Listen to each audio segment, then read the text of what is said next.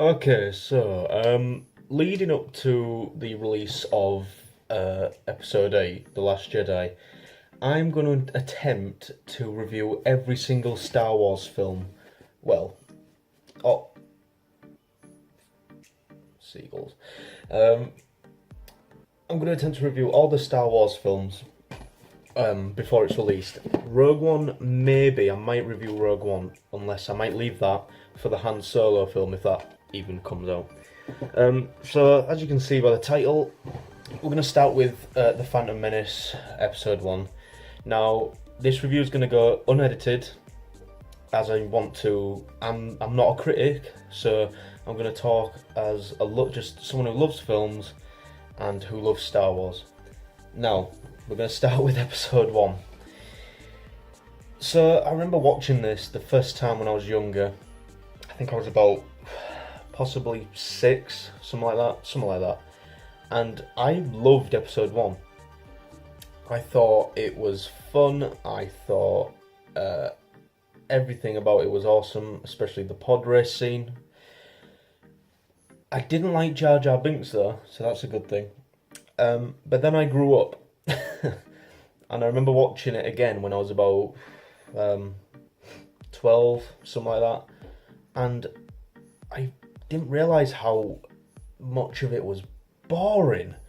Like, this film is about trade disputes and trade routes and like taxes and shit. Are you fucking for real? Like, Jesus.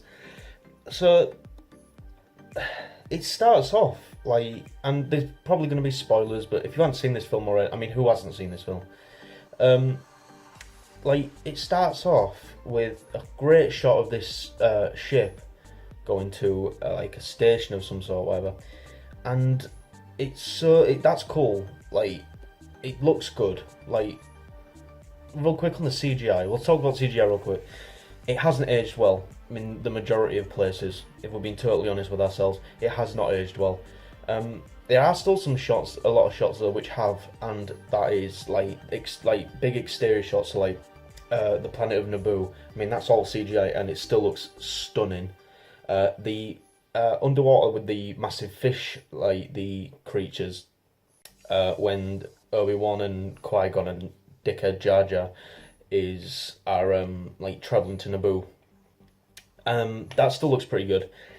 The pod race scene looks phenomenal still, but if you look at, say, like the droids, like those Roger droids, fucking annoying things, they look really bad, and but I can forgive it because at the time, because it was 1999 when it was released, it was a revolutionary film, and it still is, despite its faults now with the CG that it hasn't aged well.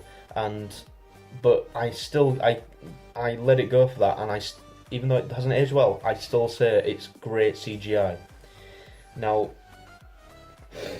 moving on to like characters, I think the only good character for me, or the only good actor, is Ewan McGregor as Obi-Wan. He really embodies Alec Guinness, and like, if I think it was this Nostalgia Critic video that I watched, like the top 11 like least worst things about the prequels. It has like a side by side in type thing where it has Alec Guinness talking, and then Obi-Wan, and he sounds almost like him, and you can see it's a young Alec Guinness. Yeah. I'm stumbling on words. Honestly, it's about 4 a.m. So yeah, he's the only one who does good. I think Liam Neeson does okay as Qui-Gon, and I've grown to like Qui-Gon Jinn's character a lot more. If we're Natalie Portman, she's okay. She's nothing great. What's his name? Jake Lloyd, who played Anakin. No. Now, I'm not gonna shit on his character too much because he's just a kid. Like, he didn't, like, he auditioned for it, and like the casting people and like George Lucas, they didn't have to pick him. They probably could have picked a much better kid actor to play him, but he's really, really bad in the film, and I think it's Ahmed Best, I think his name is, who does the motion capture for Jar Jar or whatever. Jar Jar Binks needs to be erased from history. He is one of the worst characters, and every time I watch this film again, I just can't. It's just like when you first hear him speak, it grates your ears. It's like, oh, he has such a horrible voice, and it's so like ridiculous. Characters who else I don't like. I think no, I like the Emperor. I think, or Palpatine. Like I said, spoilers. But again, if you haven't seen this, I mean, again, who hasn't? I think he does pretty good. Ian McDiarmid, I think that's how you pronounce his last name. He's really good in it. I didn't realise that, like, when I first saw it, like, that was him from like Return of the Jedi, and it's like, I think that's really cool that Lucas brought him back. George Lucas does not know how to direct people. I think, again, for the time, I think he could direct incredible CG, and I think the effects were incredible. And even though they haven't aged well, they still are technically incredible and revolutionary. I think the best scene, the two best scenes are obviously the pod race, which people say it goes on for too long. I don't think that. I think I actually enjoy the whole thing. I think it's fun, really fun. And again, the special effects are still stunning. For the majority of the pod race, everything is CG and it still looks good. But the best scene in the entire film, Darth Maul. Why kill him off? Why do that? Like, he was such a badass. And like John Williams' score, Duel of the Fates, I think it's called, is an incredible piece of music it's like one of his best pieces of music he's ever written. And the fight, it's choreographed to hell, but it's still such an entertaining fight that watching the movie is so worth it at the end, in a way.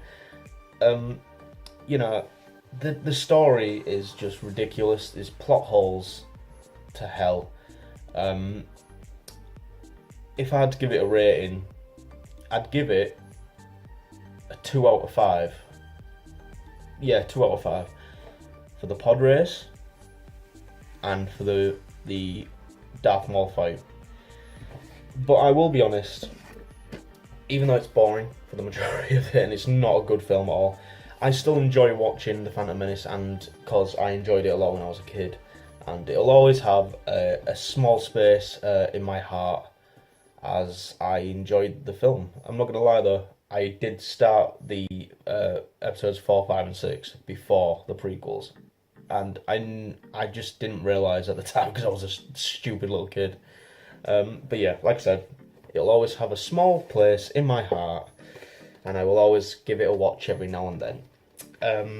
So yeah, that's The Phantom Menace. Like, I know my reviews, they aren't great, but I am trying to do it as like a, just as much as I love film and I love talking about film, as just like an avid viewer, an avid moviegoer type thing. Which is why they're also not really edited at all, as I want to talk to the viewers in a way. But yeah, that's The Phantom Menace, 2.2 out of 5 stars or whatever. I'm going to try and think of a better rating system as well. But yeah, that's Phantom Menace. And next, I don't know when I'll record it, maybe tonight, we'll see. That will be Attack of the Clones in the next Star Wars. That'll be a fun review. But yeah, so a couple of quick plugs. In the description you will find links to my 2 podcast episodes, my movie reviews playlist. It only has 2 films in there right now, Pirates of the Caribbean 5 and Spider-Man Homecoming. Please check them out and you may enjoy them. Please hit like and subscribe if you like this video. But yeah, Phantom Menace, 2 out of 5 stars. Again, holds a special place in my heart.